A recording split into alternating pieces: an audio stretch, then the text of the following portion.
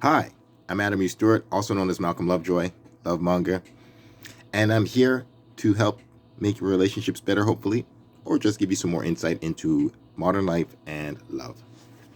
I'm going to read a little more from Sexual Choice because this is a very controversial but eternally relevant book. Thank you very much, Heather Trexler Remoff, and I'm going to read about finding women who want to talk about how they choose partners. Super secret science we're getting into here, folks, so buckle up with me and let's go. Finding subjects to discuss sexual choice. When I started formulating my research, I knew I wanted to talk with an equal number of married women, single women who had never been married, and women who were divorced. Smart. Within each of these groups, I wanted a range of income and education levels. I used several methods to fill these categories, but the system that finally worked best happened almost by accident. Once, when I wanted to talk to a working class woman, I did my laundry in the laundromat of a blue collar neighborhood. While pulling clothes from the dryer, I struck up a conversation with one of the women, explaining that I was doing research on sexual attraction and explaining that I wanted to interview a married woman in her 30s whose yearly household income was somewhere between 10 and 15,000. Do you know someone like that? Trudy folded a sock and thought for a moment. Maybe my friend Joyce would do it. I'll ask her. I gave Trudy a few days to broach the subject with her friend. When I called Trudy a few days later, I learned that the friend was willing to be interviewed. My system was born. I got Joyce's number from Trudy. Suddenly, it was easy to set up interviews. Ah, the Woman's Network. Timeless, tried and true communication. The original social media. The interviews, tea and sex. How did I go about interviewing these women? I wanted, above all else, to explore the specifics of their lives. I didn't want them to be bound by responses that would fit on a questionnaire. I wanted them to be free to ramble, to recall, to relive their romantic and sexual adventures. What we say when we want and what we actually choose are often different. And so we talked about the actual men in their lives. I asked how they had met, what made those men attractive, what traits triggered feelings of love on the occasions when such feelings occurred, and etc. And while we talked, the tape recorder captured our words. The interviews ranged from 1 to 5 hours in length, and the typed transcripts of those interviews filled 2 large suitcases. So much data. Later, I pored over the hundreds of thousands of words, coding, counting, quantifying, reducing them ultimately to notches on a computer card, but not forgetting the origins in people's lives. I was looking for universals, but for constants in female selection patterns, but I was charmed by the idiosyncratic. He smoked, in a good way. He was standing on a corner, smoking a cigarette, and I knew I wanted him. I knew it, and at that time I knew very little about sex. I went nuts. It was just like the way he would squint, when he was smoking. It was almost sullen, but not. Something with the eyes. Many romance stories bless those who actually feel them every single day of life and haven't abandoned the possibility of love. This reaction probably has more to do with cigarette ads and Humphrey Bogart movies than it does with evolution, but I saved it and tabulated it with all the others. In setting up the interview, my primary concern was to arrange a time and place where we could talk alone, uninterrupted. Whenever possible, we met in the woman's home on her turf. And so for a year, I ventured forth all hours of days and nights, finding my way into strange cities, towns, and neighborhoods. Once, in what was a happily daytime visit, I saw that I would have had to step over and around several rough-looking characters lounging on the steps of deteriorating apartment buildings where the woman I wanted to interview lived. Real front lines research. That's why I call it the trenches of love.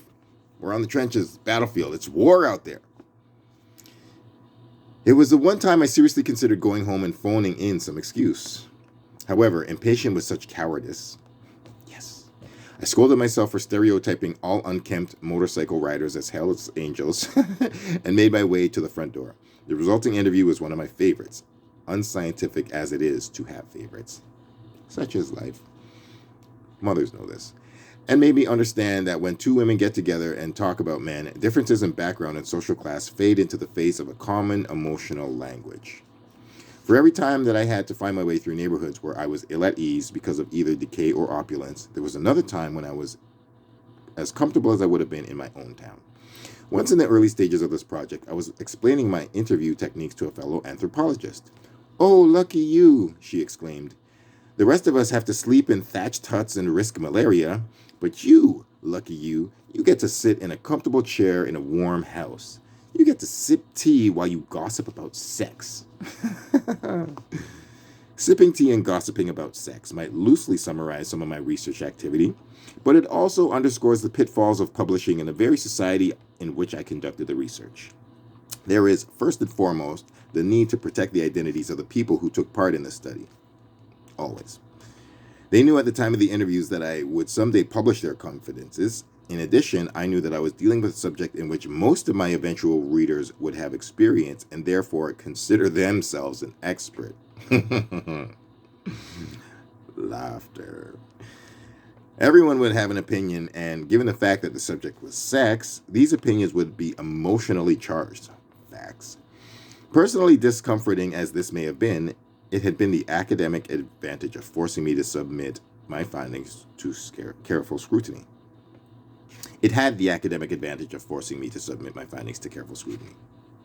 The very women who were my source of data would read my final results. This was a powerful incentive to try to get it all exactly right.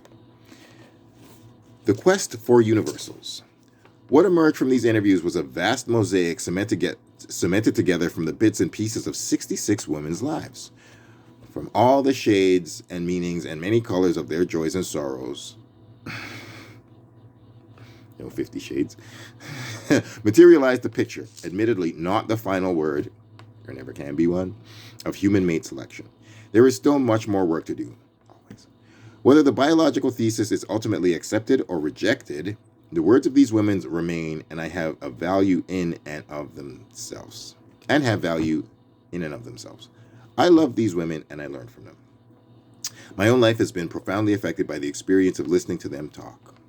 In stripping the individual stories of these women down to the bare bones, much has been lost. But what is lost in individual drama is gained in universal understanding. As I went through the dozens of interviews, I pulled out an example here, an example there, and I deliberately closed my eyes to the beauty of the fabric woven on these skeletal threads. Were I to have done otherwise, I would have become so fascinated by the richness of the individual tale that I would have missed the bare bones basics that suggest biological directives. Let's get in. And so these stories and these quotations taken from them are necessarily truncated. No one woman has been portrayed fully. In fragmenting and fracturing these pieces of lives and stories, I have not always stayed close to the intent of the actor. My explanations of why women find particular traits attractive may be at variance with individual explanations. Thus, when a woman tells me, I like men who cook because I like to eat, I accept the individual truth. But when I hear dozens of women tell me that the charm of men bearing gifts of food, each of them offering her own unique explanation, I begin to search for a blanket truth that is universally applicable. This is not to deny the individual reality, it is simply to move to another level of meaning. I hope that in the presentation of my findings, these multiple levels remain clearly in view. Here we go. That's the end of the introduction of sexual choice. So the next chapter that we can get into, if you're so interested and intrigued, is called The Strategies of Evolutionary... Let me get this mouthful right. The Strategies and Evolutionary Logic of Female Choice.